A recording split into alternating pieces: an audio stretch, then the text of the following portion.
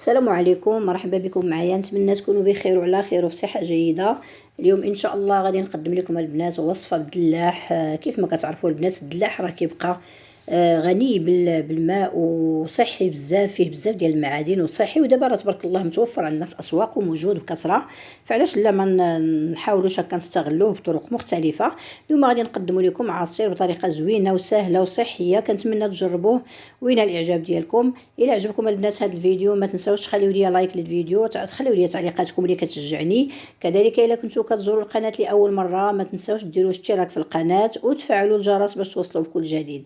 هنا كيف ما كتشوفوا عندي الدلاح اللي قطعته، كنزول ليه هاد البلايصات كيكونوا هكا مهبرين وما فيهمش العظم. بطبيعه الحال حتى البلاصه اللي فيها العظومه، حيت كاين بعض الدلاحات كتلقاو فيهم العظام بزاف، وكاين اللي كيكون فيها العظام شويه قلال، فكتحاولوا هكا تنقيو العظيمات اللي كاينين في الدلاح وكنوضعوه في واحد الكاس ديال الخلاط الكهربائي. هنا ممكن تخدموا بهذا الكاس، ممكن تخدموا بالطحانه العاديه. كنضيف ليه الدلاح ديالي شويه ديال الحامض معصور، واحد نص حامضه معصوره، وتنطحنوه مزيان. فهو ساهل في الطحين ديالو، دغيا كيتطحن، وكنستمر حتى كنطحن منه كميه كتكون مهمه. فانا كنطحن وانا كنضيف، لانه هو دغيا كيتطحن، لانه هو راه كله ما تقريبا، راه هو كله ما. ومن بعد ما كنطحنوه كنوضعوه في واحد الكرف وتنقدموه. هنا كنضيف ليه وريقات ديال النعناع اللي غسلتهم مزيان باش كيعطيوه واحد المذاق. فيستحسن البنات الوريقات توضعوهم هما الاولين عاده باش تفرغوا العصير. فانايا ما فرغت العصير، المهم معليش ماشي مشكل.